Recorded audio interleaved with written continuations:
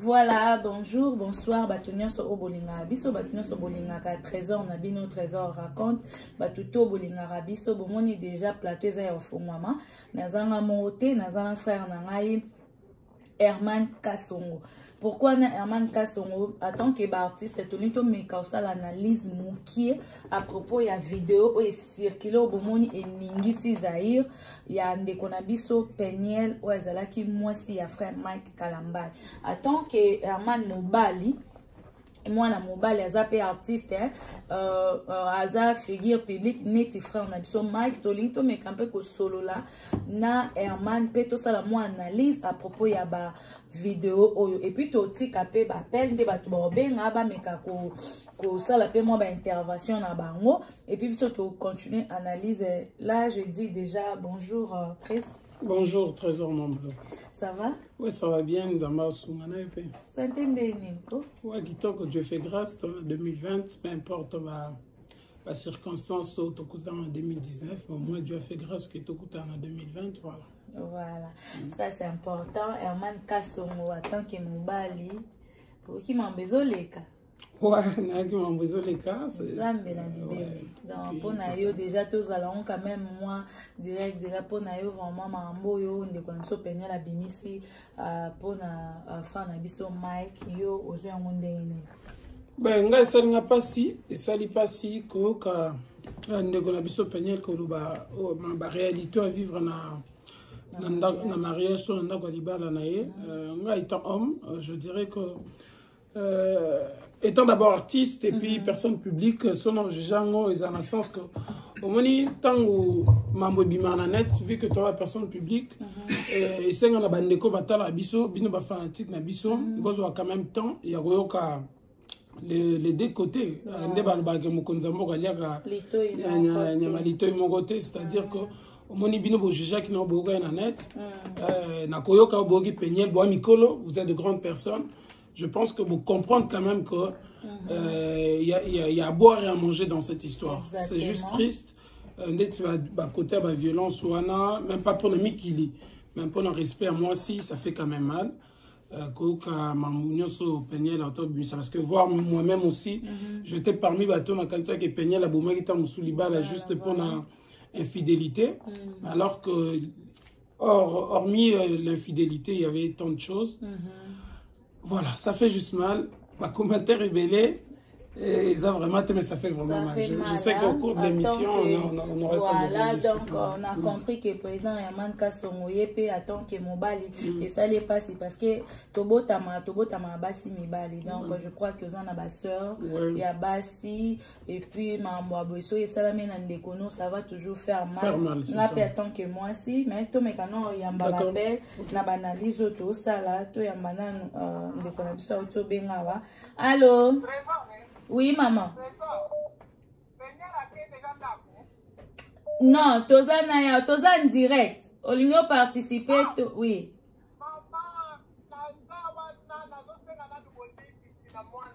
Ok.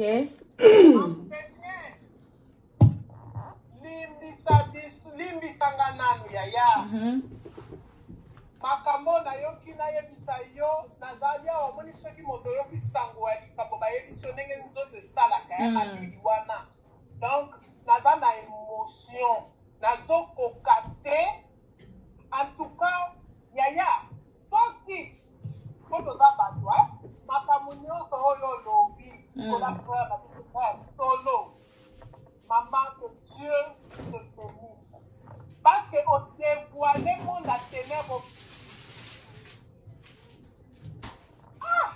nzambo tobelelaka oyo nzambo tozobelela komi lokola camarade na biso na makambo toyoki yaya nayebi te naza donc ndenge naza wana poso te malili esalinga cher depuis ezomonanga atikanga abengi nano mpona senga nanu kotilisi na mwana po maloba oyo tolobaki toyimaki toyimaki na mitema na biso tolobi mwana likambo nini mpona nini tokoma ekutu kokanisa tolobi totemaka ndebele ana abengisa mpona senga wana bolingisi mpona minute oyo naza na émotion nayebi ninaloba te na minute oyo nayebi ninaloba te abengika mpo tosenga seigneur limbisa biso mama toyebaki te tolobaki maloba likolo na yo Voilà, merci beaucoup na maman na biso Tobenga. Azape parmi bato abetisa malibaku na mambo a Peniel. Alors tozo continuer ko yamba ba appel bato ba obenga pona quand même ko sala moi ba point de vue na bango. Allô, toza direct, mon frère, tu veux participer? Salut. Oui, oui.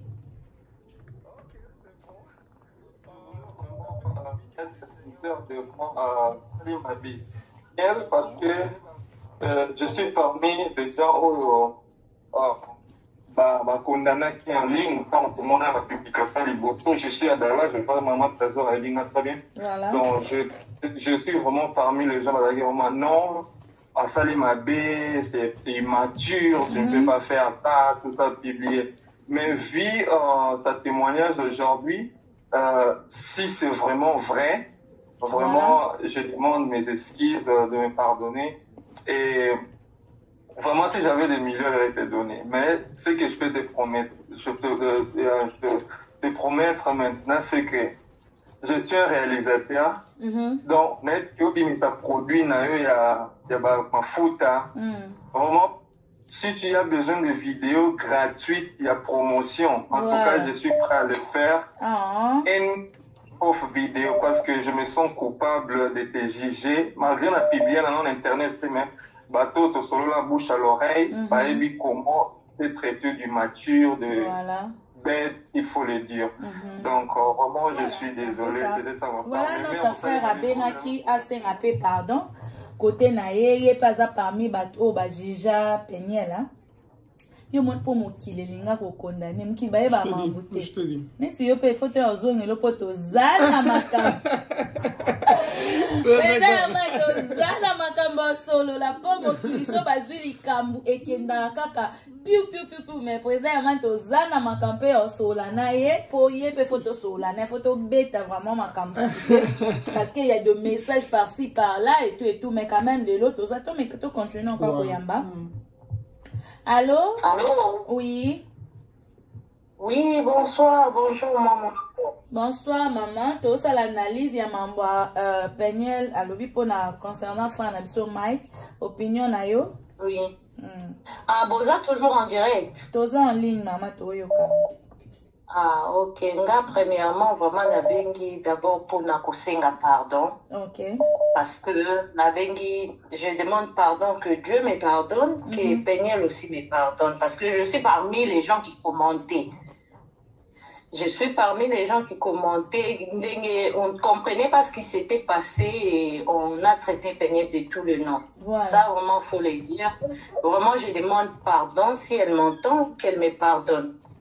Voilà. Merci beaucoup, ça c'est de 1. Oui, ça c'est de 1. De 2, c'est vrai, elle se dit qu'elle n'est pas victime, mais c'est qu'il y a violence et elle se manifestera si côté. Exactement. Et pour Mobali, il y a peut-être simandé à subir la séquence, il y a violence. Voilà. Elle ne sait pas.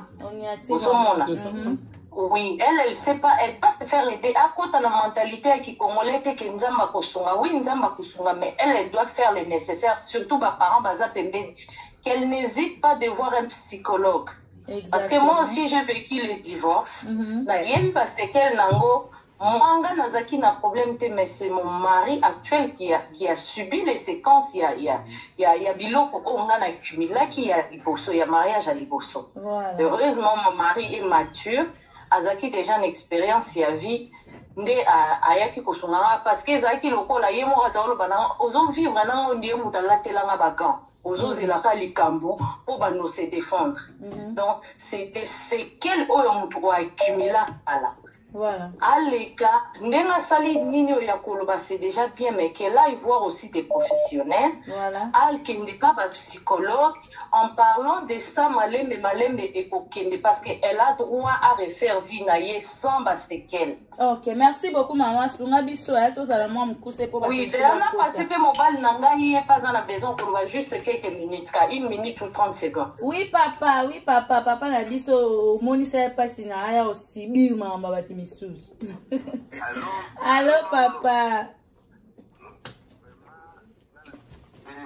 yo na certaine analyse au bosali moi sina ngo azali awa tangu makambo ezolinda tangu peniel azosouffrir wana ngam akanga biso maito leki na ndako ngam na ndako kotela mwana mwasi wana ye aza mabe nga na ngam na ndako kotela parce que nga na monde ya musique wana ya nzambe na yebi ndenge masolo nde ezalaka donc akomprenai ke no te mwa mwasi wana azosouffrir mais ntango alobi na ngai esenga kolimbisi namona se ayebisi bino abike nolata bakambo mosala toso bisika moko mosonga na ndako ya bo ye na zemi me ye mutu abetanga ye zemi me ye mutu abetanga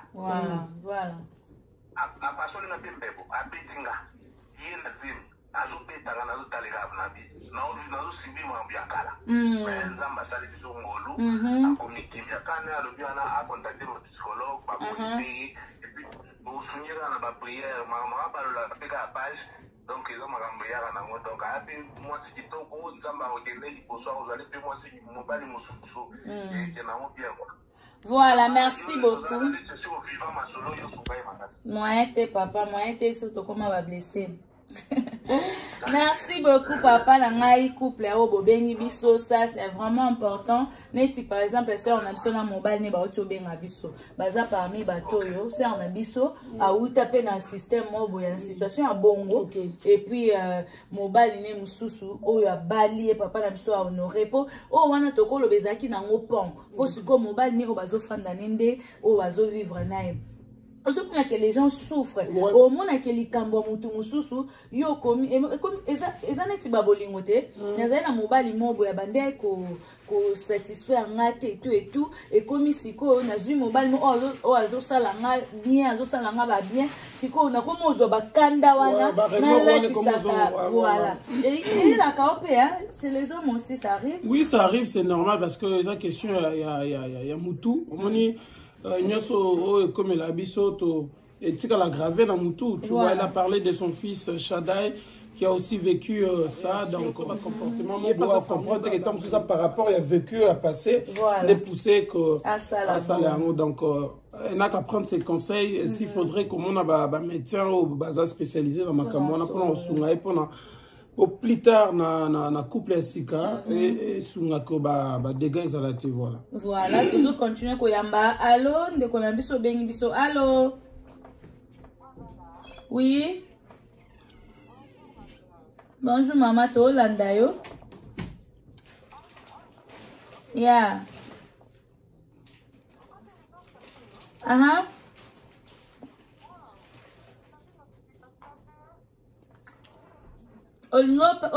ça mon analyse par rapport à mambo penel là au loba vu au a passé nanda ku ya fa na biso Mike en fait na likambo ya penel maman loko et là on a beaucoup le la penel exact que na yo kindenga expliquer likambo na ya et azala makasi en fait tant que je suis à ceux qui ont un problème au moins qu'il y a eu aussi qui va te montrer avec comme le col il y a eu une équipe à casser mais mon se fait ce qu'a fait tu as une histoire on colle voilà et ça papier on a bien au congément souffle et tu m'as soufflé na kasa ngamo na souffle ndio kaninga ba tumsupe bazali voilà so na les bon c'est parce que ngapi na kama problème na kasa qui a kanga na yo kapé baninga kana jora pour moi souffle parce que na pas sujet à mon mobile mais quand on a eu cassé baninga et dans la date na moi bien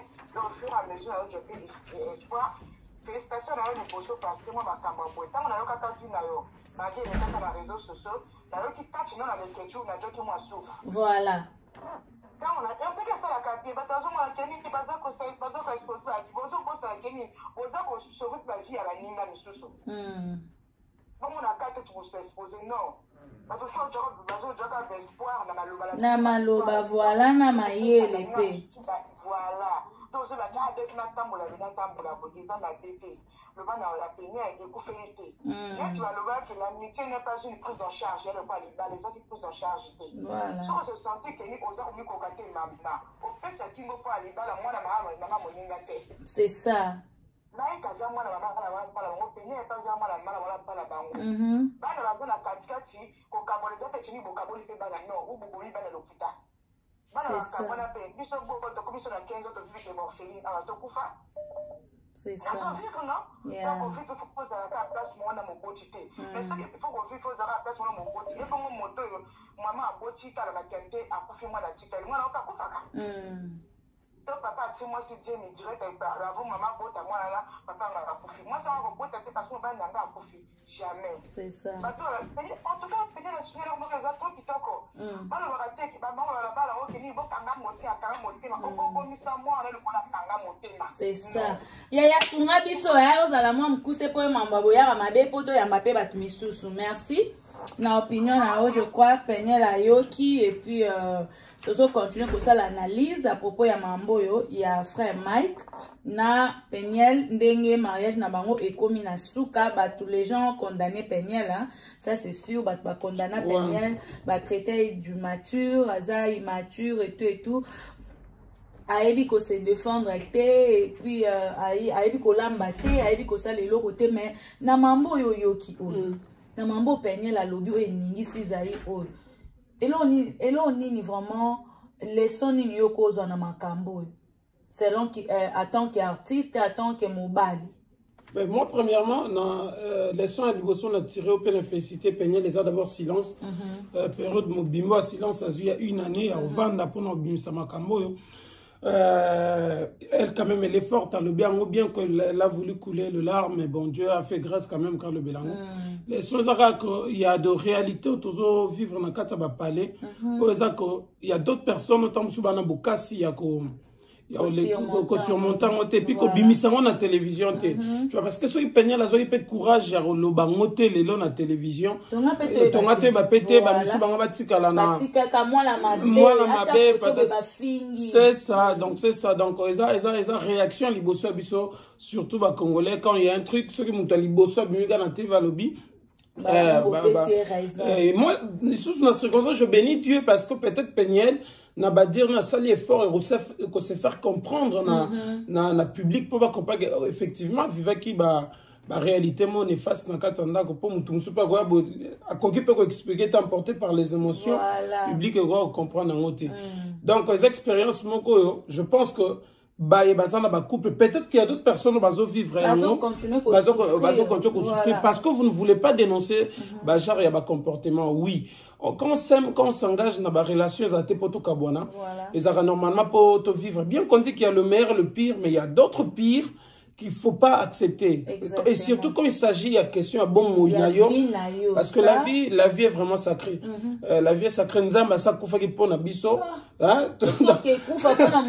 Donc c'est inconcevable. Il y a vraiment à boire et à manger dans le bain de na bataille qui déjà émission na la subiso il faut pas comprendre que il y a une réalité monsieur commis donc aujourd'hui peut-être que nous n'avons pas que son Peniel na banzela mususu ce qui peut on ne sait pas parce que bon compliqué peu importe la réalité on m'appelle l'opi pe to surtout qui bazonga bantu ensemble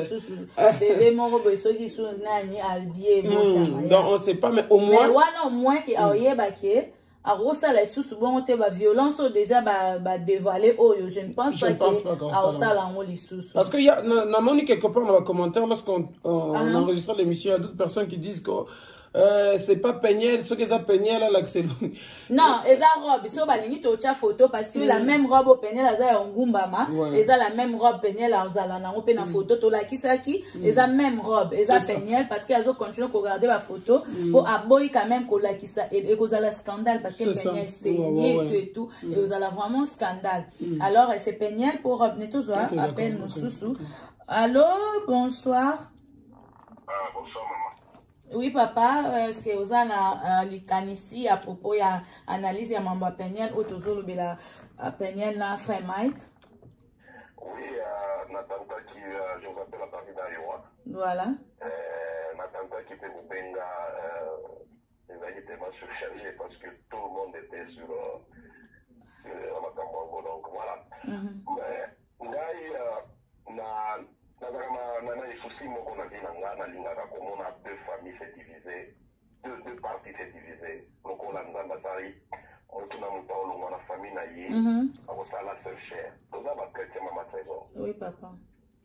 oyebi peniel ndenge aza wana même si lelo ake kobala aza chrétienne akosalaka lisusu mariage na ndako ya nzambe c'est selon la Bible normalement. Ok.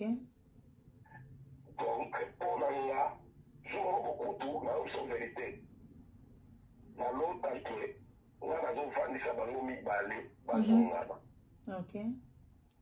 Donc ser wana Dieu l'a créé pour na kochange moto wana. Voilà. Donc oleka na ye il fallait pas réagir na kibo moto, il fallait réagir na kibo nzambe. Ok. Alingaki azwa makambo wana mpona koedifie bato. Oyebisa bato bomoninga frère Mike bomoni boye azalaka boye azalaki boye. Donc après tout ça les voici l'homme. La femme peut créer aussi un homme. Mibali baza ebele babeta surtout biso bacongolais surtout babantou on parle sur les femmes. Moi je me rappelle j'avais 6 ans à Lubumbashi.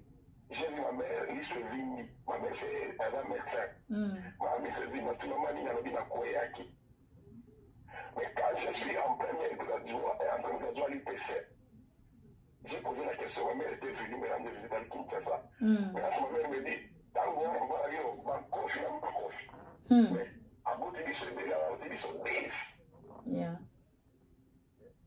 Là, on là, tout le monde est venu à la paix. Après, maman a décidé que moi aussi, nous avons un secret interne à la famille. Voilà. Lorsque nous sommes au Libana, nous avons dit que nous avons une vraie série. Papa Zala, moi, mon coup, c'est pour toi, Mbappé Baninga, parce que téléphone. Eza, oui, oui. Ok. Et maman, Peniel Sozokanga, il y a un temps pour tout. Si Dieu vous a mis sur le chemin de frère Mike, aïe, baki pourquoi? Parce que Zama qui vous tient la mission pour toi, pour vous koufa. Donc avant de prendre décision, et puis papa, si je comprends bien, aux hommes tout le monde est bien zambé, hein? Dis non, yo kele le belino, aux hommes tout est bien zambé. Tika surtout quand on a qui te pose aux questions. Ok. Nabaka oyozo lo bawana. Des fois maka beta kebo na zemi et qui a bête place à mabe à koufi. Na on squad ngakaya a témoigné tout le baquet Mike Peniel fallait qu'il a fan d'apo a changé frère Mike net par exemple net pour la biso baba si tu es sensible kutuka na pamba boso za na zemité so betinga telo ko place mobo et ko créer pelo mobo. Alors ndenga zaki na zemi bongo ndando bete bongo abete kumo boy par hasard katoloba Peniel a koufi. Dis-moi un peu et le wana ngaki ezala intéressant. OK, merci maman pambola na maman. Frère Mike avant la Peniel, peut-être il était toujours un homme violent. Lorsque déjà Kouta il a moi si aboyé. Zama ni ngaja ndi mabeki, zama zamba. Ali ngaja ndi mabeki no frère wana kufa. Ah papa, entre nous papa, entre nous. Olobioza médecin, c'est ça? Non, médecin oh maman na OK, entre nous papa, OK? Parce que tolinga tome biso ba chrétien a de fa to koma ko mixer biloko to koma o mixer makambo to koma o mixer moi makambo au moni sta on place bitumbezali en tout cas le kuta mabe bitumbeza Saint-Esprit to mona on la misuboete les anges to mona ba on a misuboete puis le Dieu même to mona ye na misuboete bitumbeza place wana ezoleka yo okima te parce que le bakeno Dieu t'a mis là pour peut-être ya ko témoigner mon na papa ma ça c'est kozwa yo okokufa. Arrêtons un peu de mixer les choses nabilo comme bon parce que Mike era yoba la Peniel Mike ala qui ça a été casa violent non na mona mobali moté ya koba la moi si ala sakideur je suis violent et puis na ki chéri na mutu nyonso bomba ka bizaleli na ye na ko ebiso moi aussi na ko ebiso c'est que je vécu hein c'est que je vécu et ça oui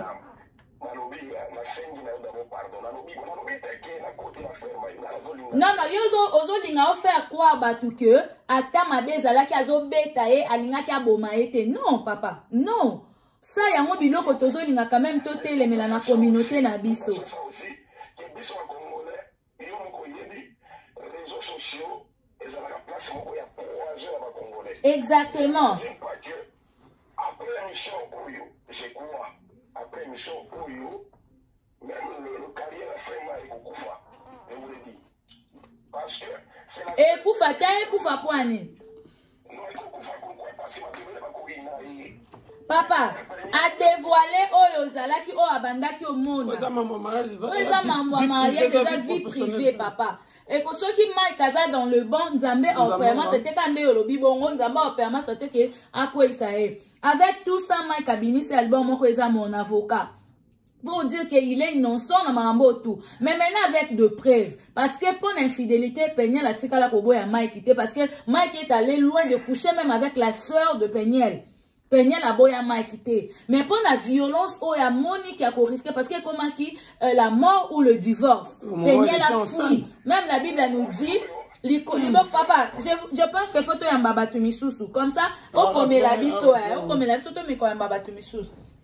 Il y a à propos de papa Nabiso, tu me connais l'analyse sur Malobanae. Non, mais moi. Alors, dit que ceux qui peignaient, il fallait supporter tout ta carrière, tout pas ta bongo, parce que pour Nzamba et Omimoun, ça peignait la témoigner. Non, mais moi je pense qu'il y a une question de vie net autour de l'obel, comme il y a vie à moto. Oui, Dieu peut se manifester, mais on a besoin de se sentir Nzamba agir.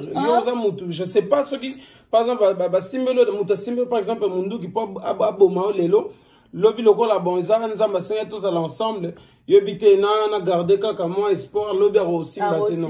Il faut bilo muso, français ba lobi l'homme prudent voit le main de l'un se retire.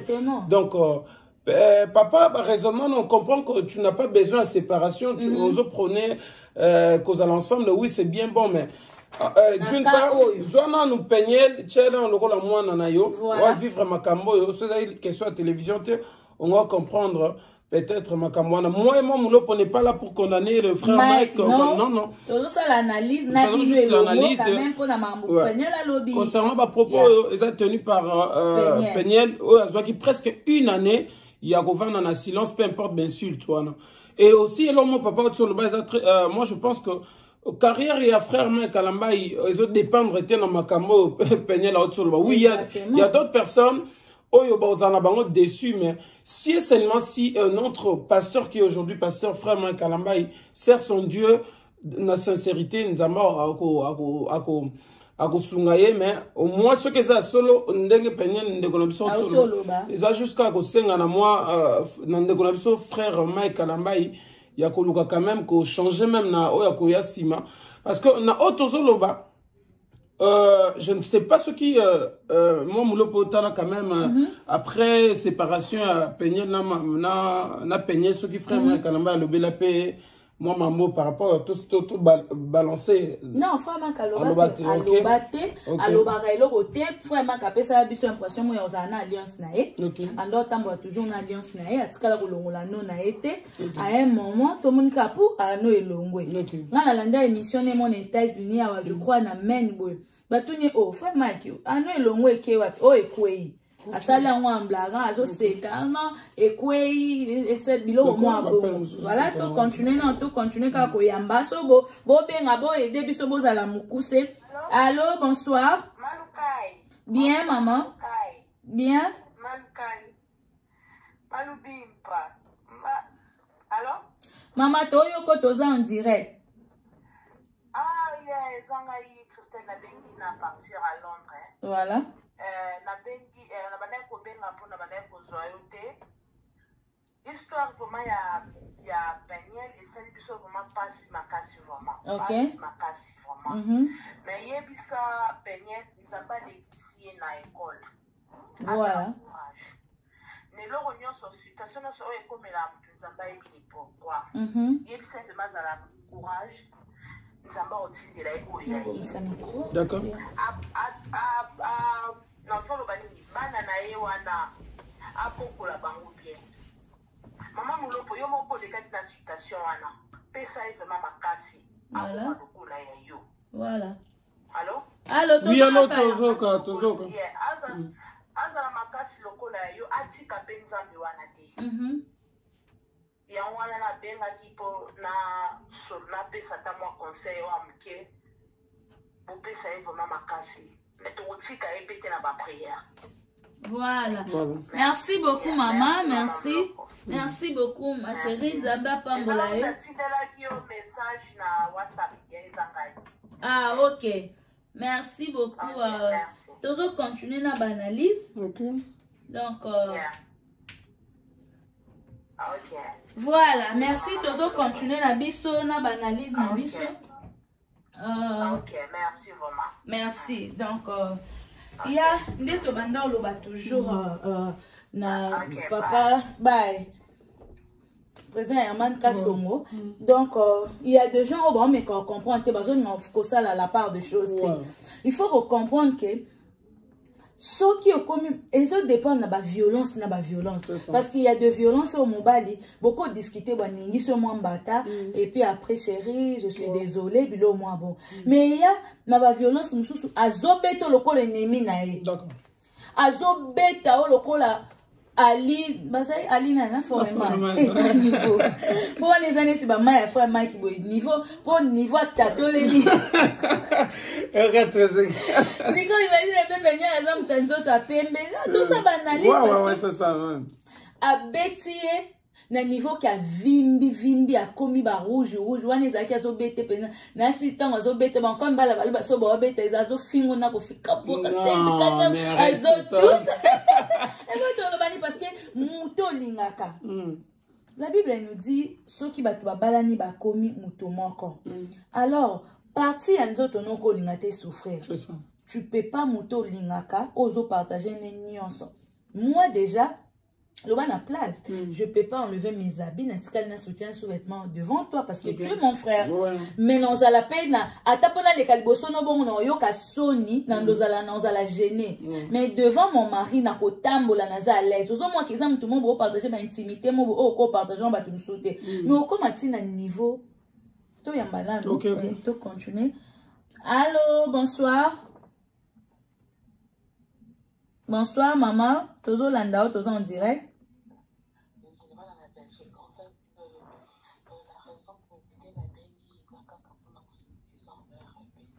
Ok.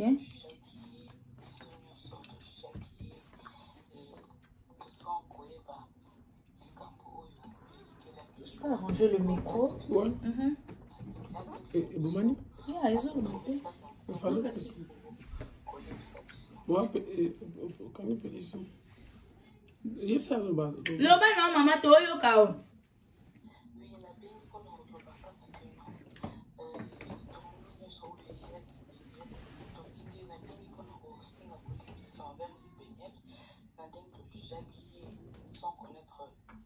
C'est bon.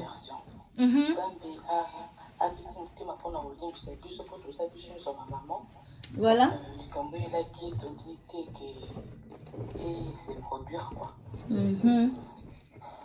Merci beaucoup, maman. Merci. Tu vas continuer qu'on soit à l'appel. Aux hommes, mais tu te tout à l'heure là. Au coco bêta, moi si nayo, bien chéri nayo.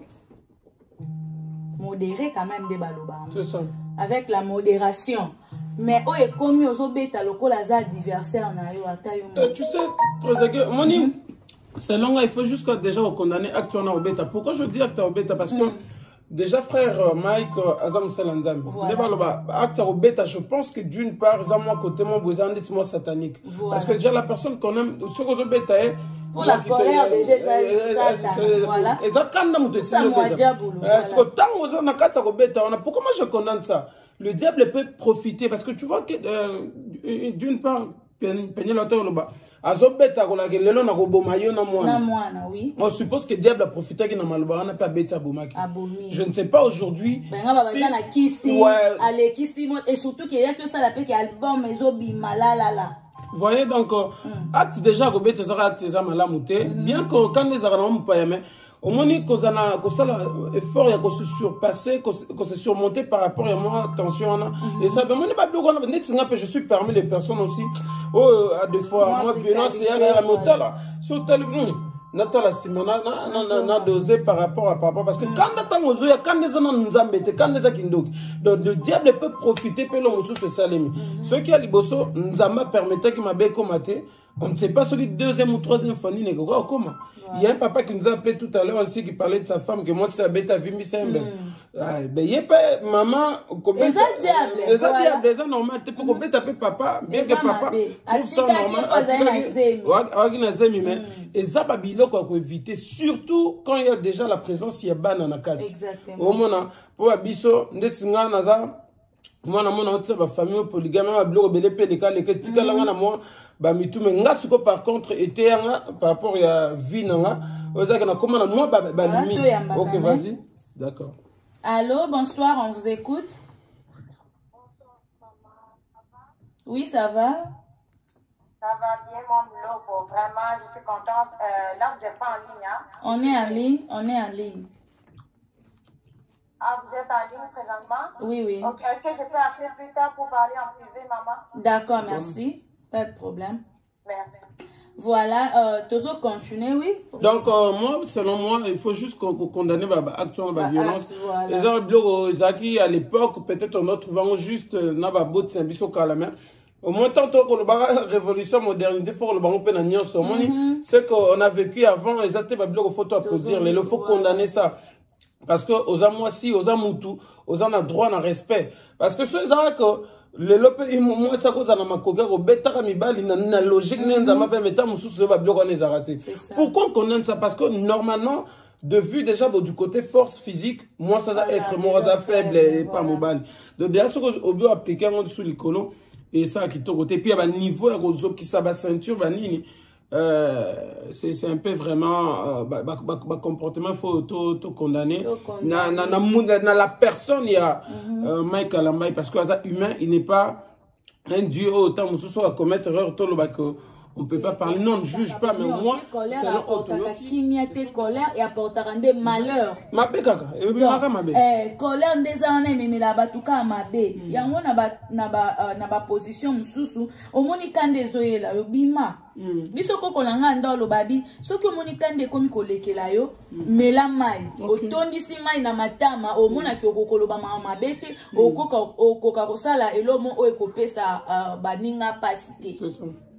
Donc pour la biso to ça l'analyse à propos ya mambo de connaissance pénale à lobby pour la kanda toujours très que tu sais et puis dans les cas faut tant musuko bénir Dieu parce que au moins frère Mike de son côté faut bénir Dieu na deux astuces en sens que maman les gars peut-être pénale là misango lelo peut-être comme on ce que bimisa qu'on en a instant oyo likamo za ça makenga za na puissance ko funda pénale za mutakoli na photo bango soki violence babenga toujours mbila voir même à Kinshasa ba bloko déjà ça acte ya Jack et puis et ce qui s'est retrouvé avec tant mususu azalaki sous nomboko sur les champs engaza ma mususu bat bango bango te parce que bango bazomona parce que c'est un passé déjà vu presque une année on comprend que nous connaissons peut-être azalaki na moi le monde te kangama ke na motema nous pensons que na grâce ya Nzambe après tout ce que notre sœur vient de dire peut-être qu'après à cause de attends comme ils ont dit ça na moi bon hein boyer quoi donc voilà. C'est ça comprenez il y a d'autres choses quand on est au bas il faut être tamapé dans la télévision tu vois il faut être tamapé pourquoi vous avez quoi peu à témoignage au pénal pas beaucoup misanza ma vie voilà na bimi na kati ya bokanga mimoko boyo tamuso na ça que na perdre vie parce que même dans l'église dans le bas ceux qui nous ambassent le boulot il faut témoigner moi de l'autre d'une part j'encourage Péniel d'avoir dit ça à la télé parce que alors Nzambe pe a témoignage Nzamba sungi tant ba bazaro betena zemi peut-être pese mo ko longo tam super nga kufa mais Nzamba sungi bien que frappe à jour on bien que le couteau à jour on Nzamba sungi quand même elle est parmi les personnes vivantes aujourd'hui et bébé n'a pas envie donc c'est un peu ça donc voilà biso tozo condamner plus acte oyo et salema qui ici tout ce que Péniel a lobby est vrai en tout cas acte ya kobeta voilà to continuer koyamba nous sommes en direct là bonsoir oui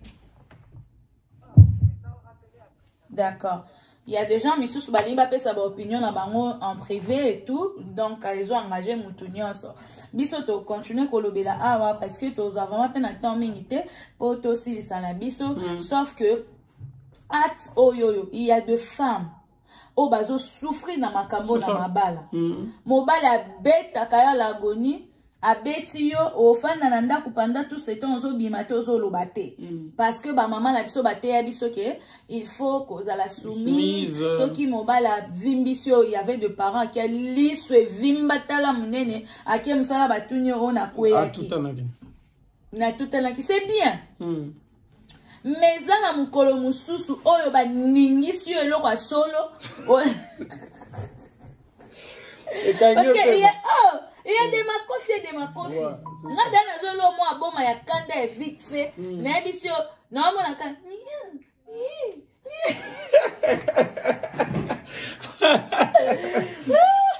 na soit bon la violence wala nyoso ozo bomba ozo encaisser ozo mon condamnons dénonçons ça dans le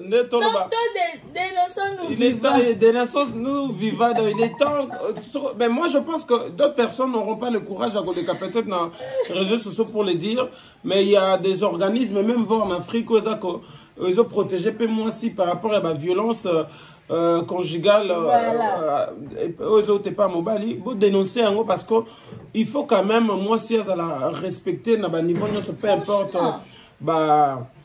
yemoko ayembe dignité ya ba mama Congo ekoma nango bafoué oyo tozomona ekeseni na maloba na yo donc biso mo makambo tokobimisa na monoko to capable ya osala mote dignité ya ba mama Congo ekoma nango bafoué mobali tu te permets ya osimba moi si obeti moi je vécu de choses natikala na choc mo awa je suis partie à l'hôpital ba singa oh choc e utiwa kande baloba to bomba ka ngabe na bité choc oyo na tutana ki bavi jamais choc ya ko tutana ezaka boite choc eza soit muta oti likolo étage ya bamani ou bien ba ningisi yo na hôpital ba coincé faina lo ba vérité pour la bamani na étage te ba ningisa kingelo mobo na mona penza lokuta mabe na mona onze ba nyoso elanga na mutumba mo pene lo mo ba ningisi yo boye okokite e lobisanga na mona onze na otafu na mai ondiri so nini wana esalanga mabe siko imagine eloko abongo baningiso elo mo abongo okati pe mokufi c'est ça donc moi je permets à toutes les femmes qui sont en train de vivre ou passer ces moments comme notre sœur Peña ya ko dénonçant eza les pasteurs eza les politiciens eza les judoka eza les nani il fait dénoncer parce que c'est question à vie tu vas atteindre un sentiment l'amour supporte tout l'amour ne supporte pas la mort moi je suis contre ça l'amour ne peut pas supporter la mort parce que tu as bien dit l'amour ne supporte pas la mort mais c'est ça vraiment parce que sur le coup tout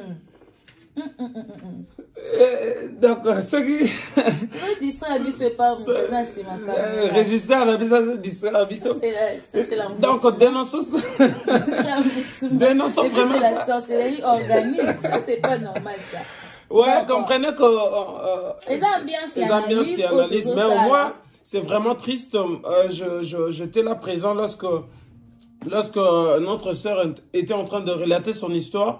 Je ne supportais même pas qu'au Congo, tout le temps j'étais dehors, et ça la passe. Moi je suis ici d'une famille à Bassi Belé, dans jusqu'au Peña, la chaîne à place, ta soeur, par exemple, Véronique, tout ça, ça fait vraiment mal. Ça fait mal. Donc quand vous commentez, chers frères et sœurs, chers fanatiques, chers youtubeurs et youtubeuses, faisez la part des choses. Nous vivons des situations peut-être dans banda, peut-être on peut pas vivre autant là-bas. On a banda les collections na YouTube, parce que, mais il est grand temps. On ne dit pas que les réseaux sociaux sont ici comme l'amour, il y a quoi qu'on traiter des problèmes. Mais ok, vas-y. Voilà. Tous vous appellent de Konabiso à Bengiso. Alors bonsoir. Oui, to Landau. Voilà, il est parti.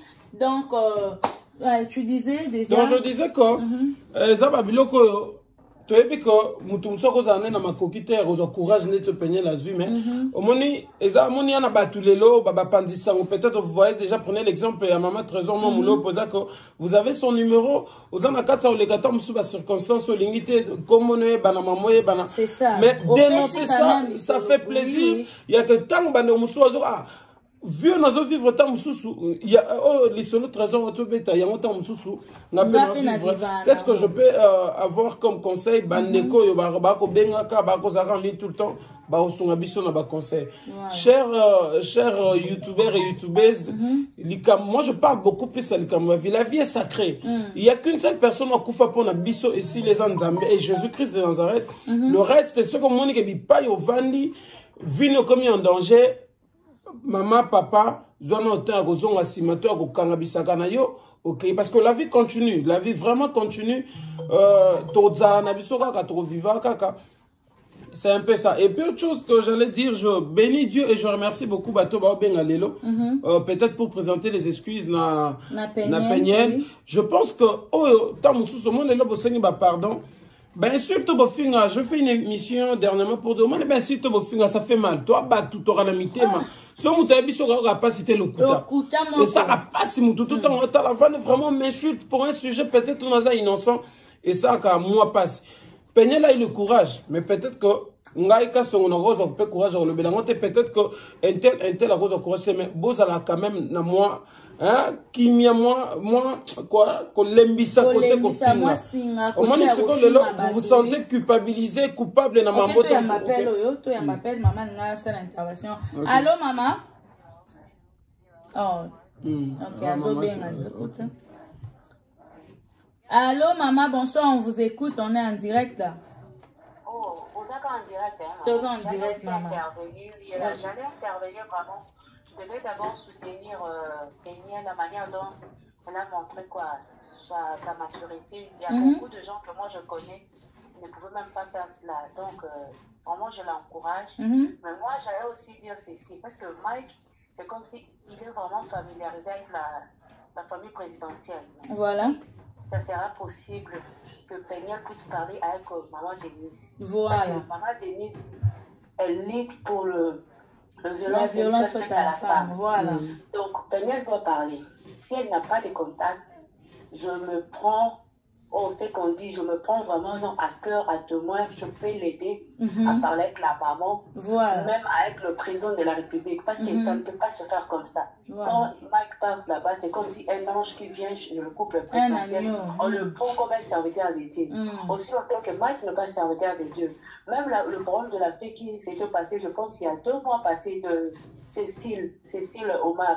Je connais la fille en personne, c'est une fille qui vit en Portland. Et je connais même sa famille. Et au moment où je vous dis, c'est comme si bientôt ils vont se marier. Bon, je ne sais pas. Là, je mets 2 points et guillemets. On ne sait pas, on doit d'abord vérifier l'information. Maintenant, jusqu'à présent, au moment où je vous dis, Mike a une relation avec la fille. Dans son église là-bas à la Lingwala, c'est la fille qui fait tout. Si Mike n'est pas là, c'est la fille qui fait tout. Elle dépense de l'argent pour que les gens viennent construire, faire du n'importe quoi là-bas. On l'appelle déjà maman. Est-ce que ça peut se faire? Est-ce que ça peut se faire? Et aussi longtemps, elle a 2 enfants. Il n'a pas encore fini ici. Oui. Légalement, ils sont encore mariés.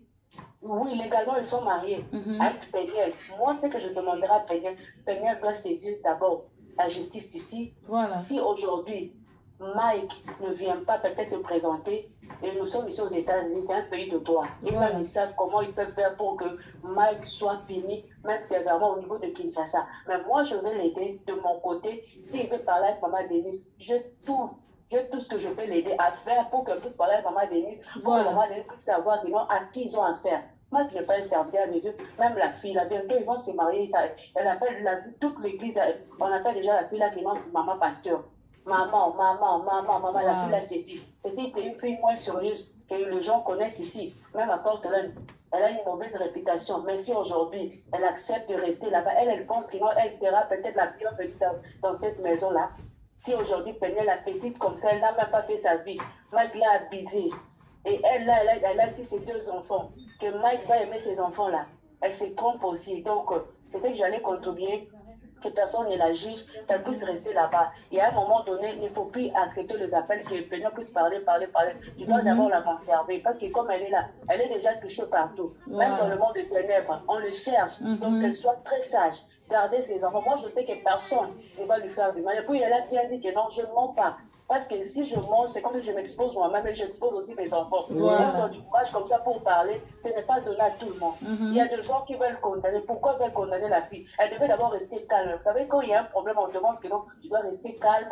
Tu dois d'abord te dire que non, Seigneur, donne-moi la maîtrise de soi, je vais parler. Elle n'allait pas parler d'emblée comme ça parce qu'elle allait dire peut-être du n'importe quoi. Peut-être un jour, elle allait aussi regretter. Mais quand tu prends ta conscience et que tu te dis que maintenant je vais parler, tu vois que tu vas parler et les gens vont t'écouter. Et moi là, je ne sais même pas que personne ne peut lui dire que non, tu as mal parlé, pourquoi tu as fait ça. Et il y a même des gens, des avocats du diable qui veulent défendre mal, qui ne sait pas que Mike fait du n'importe quoi, qui ne sait pas que Mike c'est un adducteur.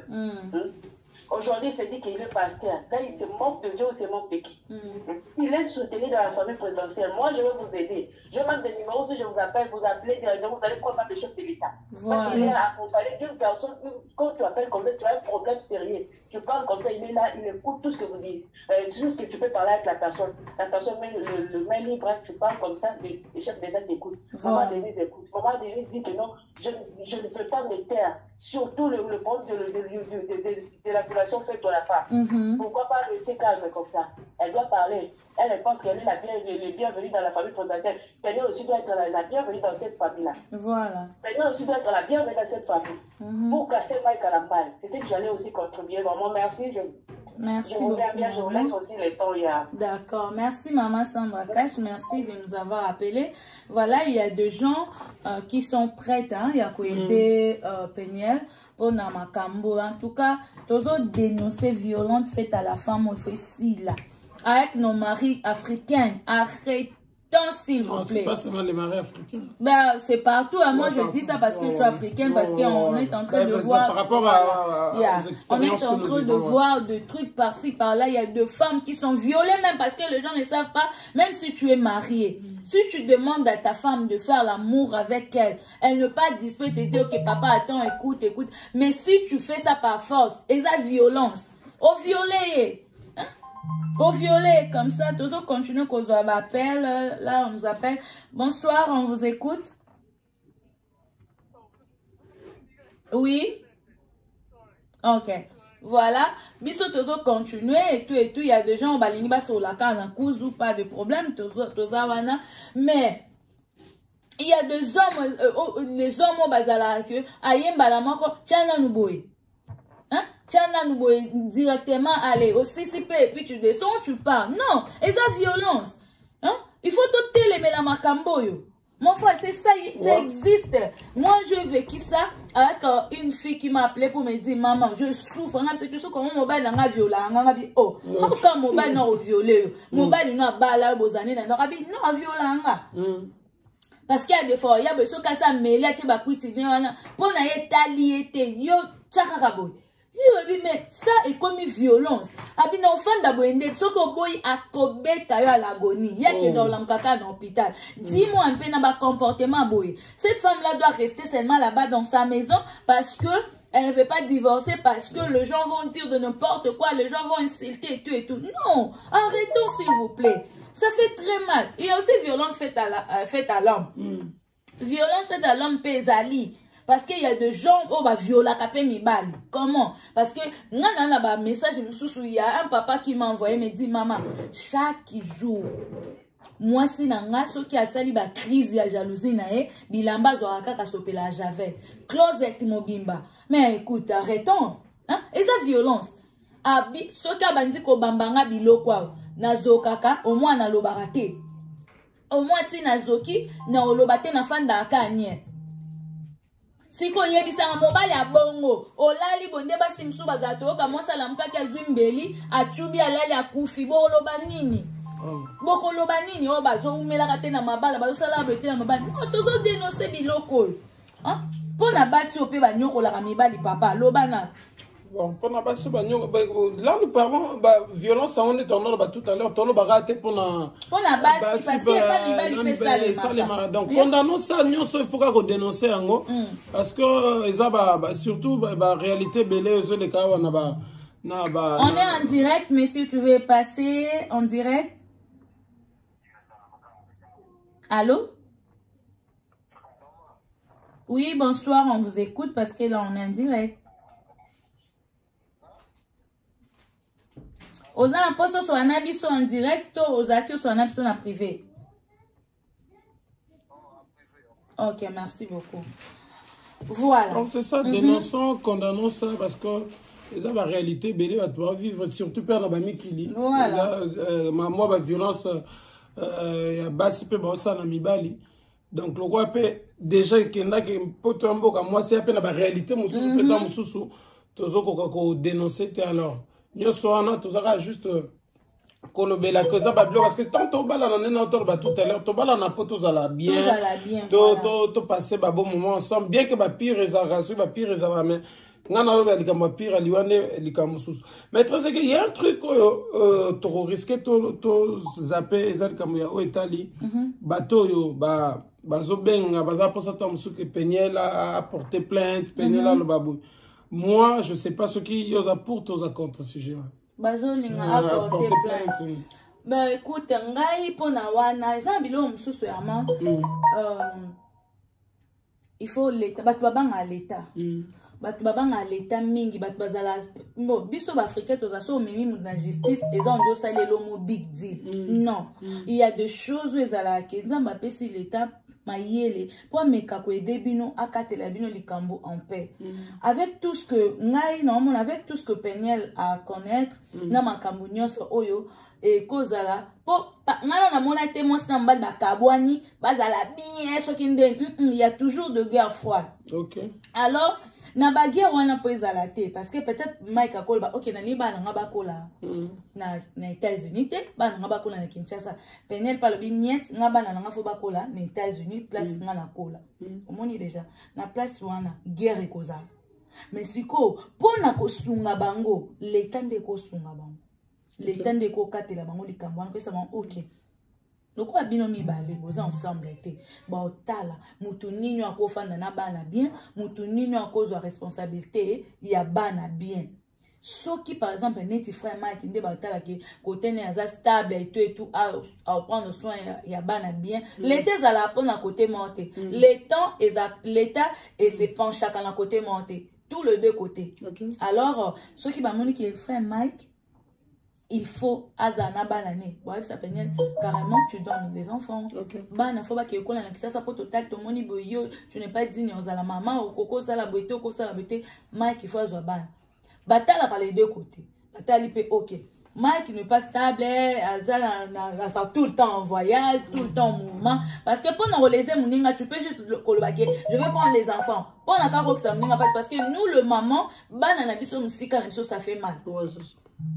Bana musika na biso esala biso parce loko wana alors ba partenaire na biso soki bokabwani bazwaka na pouvoir mo ya osala OK na coincer kota bana bref en étant on Peniel so total bien na maloba Peniel na vidéo sala ki alobi que pon apesa alinga akoma ki kolinga longwa kuna États-Unis Mike aboyo pesa embo donc akoinsa ki aboyo pesa embo abiye na ye na Shaddai or azaye na zemi sikoyo tango amona ki OK Peniel atiki nga keboye et puis alobi o akoka ki oloba nasani na coinse ye côté ya bana po Peniel bana ni onde bazanyo sopona ye tu comprends pe ngana amona l'état eza nango pe nzela ya mabete eza nzela mo po ekabola bango na kimia to ya banano appelo nous sommes en direct. Bonsoir, vous voulez intervenir?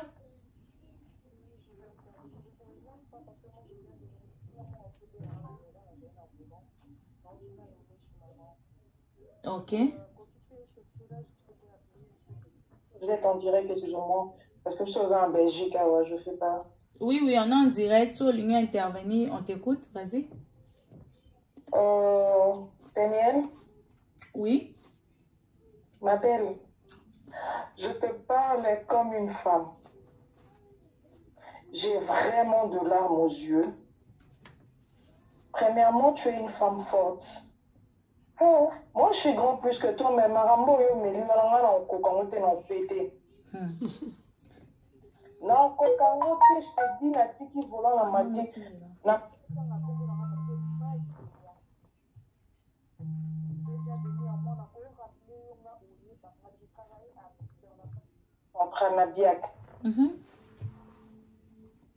Si tu te rappelles, il y a pas la Yambi ou beaucoup de guichets, moi qui ai servi si j'aurais la chance aux un visa avant, non, il y a mariage à bien. Mais là, beaucoup de temps, à Congo, c'est trop mal, non, j'ai un numéro, on a pris pas. moi, Moulo, pour après. Ce que je te dirais, sois forte. Moi, Nzambe, on appelle sur ma casse, les calibos, soit facilité. Et puis, dans le commentaire, il y a tout le monde qui parlait pour nous. Quand moi, Moulo, c'est juste une minute. Dans le commentaire, on te soutient. Tu es une femme forte. Voilà. Je suis en Bruxelles, je te love et je te dis beaucoup de courage. Merci. Voilà. Je vais encourager Peñal dans l'analyse au Sali. Et puis, comme on a sur souk, parce que les a vraiment soutenu parce que Peñal avait tout dit. Ok. Alors, déjà, nous sommes quand même, tout ça l'analyse à propos de l'Ikambu Oyo. Donc, ngai conseil nanga tant que maman, tout tika ko bombaka. Oyo risque kufa AVC combien, ABCP combien, AWP combien, combien belé. Tu risques ya ko craquer au kufi o tiki banana yo pona nini ozo bomba mabe ba pakola ngo mafuta te hein. Mabe ba pakola ngo mafuta te, mabeza mabe donc to pakola mabe mafuta te. Donc voilà. Likambu eza mabe. Peñal a tout dit et puis ako move on na vie na e. Donc des abezate atika la kasinga na kingo na mambo ya frère Mike parce que tout le monde a ba droit de réponse ko bota makili. Mais elle a tout dit, bolinga te bo pousser parce que de preuve o yaza nango, eza ba preuve moko o soka bimisi parce que eloko ya bimisi eza koute eloko te pembe nyata ya preuve te. C'est ça. Parce qu'il y a d'autres personnes qui sont pas en train de la condima babi que ils a tout et tout. Mais si ko bo pousser te pour abimisa ba preuve pour o eza pembe te parce que bison soto bondeli. Bison soto bondeli atika et s'il y a ces défoulés c'est bien.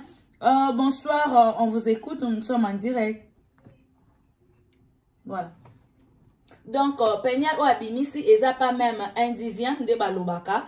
Eza yé parce que bon mon a en photo mon a telemi na robe ou afandi na ngobo ba ningisa ki wana na place nous soit hotel. Qu'est-ce pour on eza mututu. O wana ba benga ngo mututu penza. Vraiment. Na si ba ningisa ki lo ando ka pema pour eloko bongo niveau evimbele. Donc, tout c'est mais ça fait mal.